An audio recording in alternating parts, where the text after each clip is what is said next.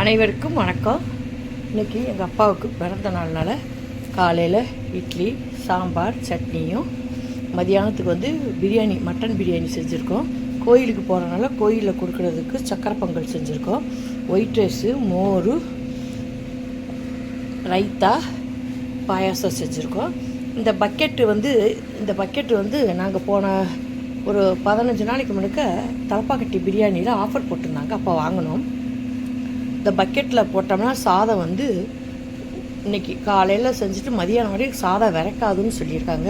ஆனால் அந்த பக்கெட்டை சுதாரணமாக எடுத்து வச்சு இந்த பக்கெட்லேயே நாங்கள் சாப்பாடு எடுத்துகிட்டு போகிறோம். எங்களுடைய சேனலை லைக் பண்ணுங்கள், ஷேர் பண்ணுங்கள், கமெண்ட் பண்ணுங்கள். நன்றி, வணக்கம்.